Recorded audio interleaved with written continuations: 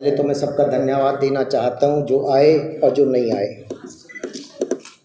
उनके लिए जो नहीं आए उनके लिए जोरदार तालियां। कोई नहीं बजाएगा।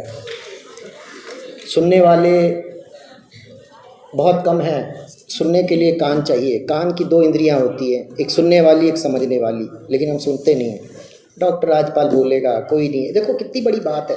कल ये हाल फुल था, परसों भी फुल रहेगा, उसके बाद भी फुल रहेगा, लेकिन जब भीमराव का प्रोग्राम होगा तो हॉल खाली रहता है, खाली रहता है। आज देखो जिसकी बदौलत हम यहाँ बने हैं, हमारे पास एक दिन के लिए टाइम नहीं है।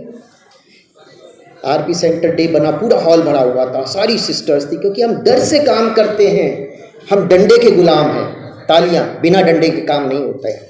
हेड ऑफ द डिपार्टमेंट आए, लेजन ऑफिसर, कितनी बड़ी पावर है मैंने बताया, लेकिन किसी को पता ही नहीं लेजन। मैं चाहता हूँ सब लोगों को ये पता चलना चाहिए कि लेजन ऑफिसर की पावर क्या है, और लेजन ऑफिसर की पावर ये देखते हुए मैंने क्या काम किया वो आपको बता देना चाहता हूँ। उसके लिए निडर होना बहुत ज़रूरी है, और निडरता कैसे आएगी ऑलरेडी बता चुके हैं बहुत सारे लोग। हमारे लोग शिक्षित नहीं है, ना ही संगठित है। एम्स के अंदर कहते हैं हम संगठित है, शिक्षित है, तो ये हालत नहीं होती। जब एक का मुद्दा आता है तो चक्कर लगाता रहता है, लेकिन मेरे पास फरियाद लेके नहीं आया। 2 साल पहले अशिक्षित होने के कारण या अंडरस्टैंडिंग के कारण एडमिनिस्ट्रेशन को ये नहीं पता था कि मेरिट का मतलब क्या है। अल्टीमेटली मेरे को इंटरवीन करना पड़ा, और जो शब्द मैंने यूज़ किए एडमिनिस्ट्रेशन के लिए, डायरेक्टर के लिए, डीडीए के लिए, वो तो चले गए, लेकिन उन्होंने सुना उस दिन कि इस इंस्टीट्यूट में 3 साल तक किसी को यही नहीं पता कि मेरिट का मतलब क्या है, और ये मेरे को बोलना पड़ा। ये ताकत मेरे पास पहले नहीं आई थी। मेरे को मैसेज मिला कि 5 मिनट में कवर करना है, और 5 मिनट के ही कवर करूँगा मैं। ये ताकत कैसे आई, मैं ताकत के बारे में बताना चाहता हूँ। E=mc²। ताकत कैसे आई, ताकत कैसे आएगी हम लोगों में, उस पर मैं काम कर रहा हूँ। कोई लोग मेरे से बात करना चाहेंगे तो मैं उनको बताऊंगा कैसे तुम्हारे अंदर ताकत आएगी कि तुम बोल सकते हो। कोई भी आपके सामने खड़ा हो अपने हक के लिए, अपने समाज के हक के लिए। आज ज़रूरत है हमें अपने समाज के हक के लिए जीना है, उसके लिए टाइम देना है। तो ये बहुत बड़ी बात थी। उसके बाद कहने के बाद हमारे एक्स डायरेक्टर, जिनका नाम प्रोफेसर गुलेरिया, उन्होंने एडमिट किया, अपनी गलती मानी, और उन्होंने ये कहा कि अब जो नंबर 1 है नंबर 1 रहेगा, नंबर 2 रहेगा। तालियां। अरे इतनी बड़ी बात है। हमारे लोग डिप्रेशन में घूम रहे थे 3 साल से। अरे उनको नंबर 1 को नंबर 10 कर दिया, 10 को 1 कर दिया। कितनी शर्म की बात है। ना फैकल्टी को चिंता है, ना डायरेक्टर को चिंता है, ना नर्स खा पी रहे हैं, बच्चों में पढ़ रहे हैं। मतलब कितनी शर्म की बात है। हमारी एनर्जी खत्म हो गई है, ताकत ही खत्म हो गई। लोग कहते डॉक्टर राजपाल है, अरे मेरे पास आओ, पता नहीं मेरे पास क्या खजाना है। लेजेंड ऑफिसर छोटी चीज़ है, मैं तुम्हें वो बता सकता हूँ जो गौतम बुद्ध ने पाया।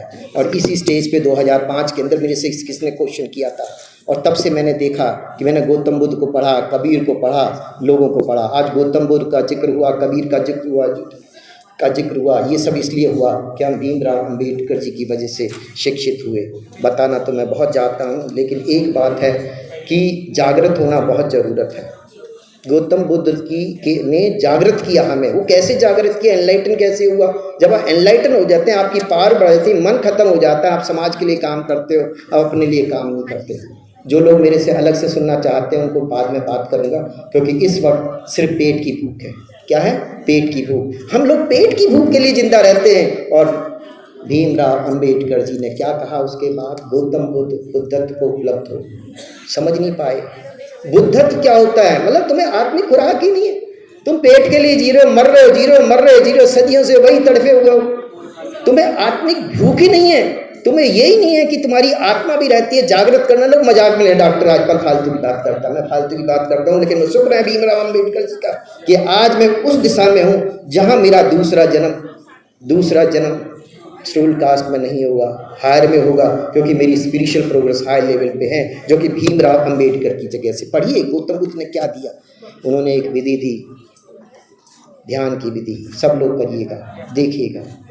गौतम बुद्ध इतनी बड़ी ताकत आई, उसके बाद ओशो आए, उसके बाद गुरु नानक आए, कबीर आए। इस देश में संतों की कमी नहीं है, लेकिन उनको पढ़ना है। पढ़ना है, उन्होंने जो अमल किया है उनको कर्म कांड नहीं, उन्होंने पूजना नहीं है, उनकी मूर्ति बना के शहरों में नहीं घूमना, उस जैसी ताकत है। मैं सिर्फ इतना बताना चाहता हूँ क्या चेंज हुआ मेरे में। ये चेंज हुआ कि अगर आपकी आध्यात्मिक तरक्की होती है, आप में ताकत होती है, आपकी एनर्जी बढ़ जाती है, आपका आज्ञा चक्र एक्टिवेट हो जाता है, तो उसके बाद आप में इतनी ताकत होती है, सामने कोई भी हो उसको आप पराजित कर सकते हैं। तो इसलिए मैं ये मैंने बता दिया आपको कि हमारा जीवन गौतम बुद्ध, जो भीमराव अम्बेडकर जी ने गौतम बुद्ध को क्यों अपनाया, क्यों गौतम बुद्ध पे लाइन पे चले, क्यों उनकी लाइन पे चले, क्योंकि उससे हमें बहुत अंदर की प्रगति होती है और उससे एक अर्थ प्रेम आता है। प्रेम डेवलप हुआ मेरे में। मैं बता रहा हूँ, मेरा भाई यहाँ बैठा हुआ, हमारे में प्रेम नहीं था, क्योंकि जो एम्स की एजुकेशन है एटीट्यूड देती है। एटीट्यूड है, मैं प्रोफेसर हूँ, मैं डायरेक्टर हूँ, हमारे यहाँ इतने फैकल्टी मेंबर हैं, वो अपने माँ बाप को भी अपने साथ नहीं रखते और बताते नहीं हैं, क्योंकि एटीट्यूड है। हमारा एजुकेशन की सबसे गलत व्यवस्था है कि हमारे में नफरत आती है, इसलिए हमें कुछ सिस्टम शुरू करना पड़ेगा। एम्स में ध्यान की विधि शुरू करनी पड़ेगी। एम्स में हमारे लोग जो सुसाइड कर रहे हैं उनके बारे में सोचना पड़ेगा। कौन सोचेगा? हर लोग सुसाइड कर रहे हैं, लेकिन अगर जो व्यक्ति ध्यान करेगा, मैं सच बता रहा हूँ, जो ध्यान करेगा वो सुसाइड तो कभी नहीं करेगा। दूसरा, नशा की बात की थी, जो ध्यान करेगा शराब और ये सब चीज़ें नहीं पिएगा। 70% जनता हमारी शराब पीती है, मतलब स्टूडेंट्स जो हैं वो विस्की का सेवन करते हैं। मेरे पास टाइम की कमी के कारण मैं आप सब लोगों का धन्यवाद कहता हूँ। मुझे इलेक्शन में नहीं लड़ना, मुझे नेता नहीं बनना, मुझे डायरेक्टर नहीं बनना, क्योंकि 2005 में मैं जिक्र कर चुका हूँ। आखिर में हमें अब जंग अपने लोगों से है, क्योंकि डायरेक्टर को तो मैंने कह दिया कि आपने गलत किया, आप इनको चेंज करिए, और वो इस वक्त चेंज हो चुका है। और ये प्रेजेंट डायरेक्टर जो है डॉक्टर श्रीनिवास हमारे लिए बहुत बड़ी ताकत के रूप में आए। जब भी धर्म का विनाश होता है, कृष्ण भगवान आता है, दीन करता है, इन्होंने सारे डिसीजन जितने भी हैं वो वापस उन लोगों को प्रमोट कर दिया। सही कह रहा हूँ? बिल्कुल बिल्कुल। तो ये नहीं है परमात्मा आते हैं, परमात्मा है नहीं मेरे को नहीं पता, लेकिन ताकत तो है ही नहीं आप लोगों में। कितने लोगों में, मतलब मेरे पास टाइम इतना है कि 2 घंटे तक बात कर सकते हो, किसी में प्यास ही नहीं है, भूख ही नहीं है, पेट पेट पेट। अरे पेट क्या खाने के लिए जीते हो क्या?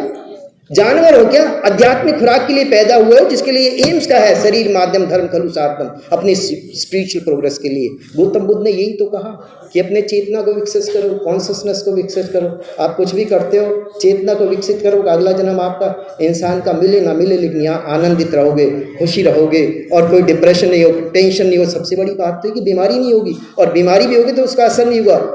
कभी आपने अगर लेक्चर दिलवाना मेरा तो मैं बाद में ले सकता हूँ। आप लोगों का बहुत बहुत धन्यवाद जो ये कार्यक्रम में मेरे को बुलाया। बड़ी अजीम की फैकल्टी एसोसिएशन के यहाँ बैठे हुए हैं, उन्होंने तो नाम ही लिया है नहीं, यहाँ कोई भी फैकल्टी नहीं है, उधर ऐसी स्टूडेंट लेजन ऑफिसर ऐसे। अरे जब तुम खुद की इज्जत नहीं करोगे, खुद अपनों की इज्जत नहीं करोगे, तो दूसरे तुम्हारी खा की इज्जत करेंगे। वो तो आपको डिवाइड करने पर लगे हुए हैं। फैकल्टी लेजन ऑफिसर को समझती नहीं, और जब उनका प्रमोशन नहीं होता फिर चक्कर काटती है कमीशन के 3-4 साल से। फिर अल्टीमेटली मैंने अभी इंटरवीन किया, उसके बाद उनके प्रमोशन की बात हुई।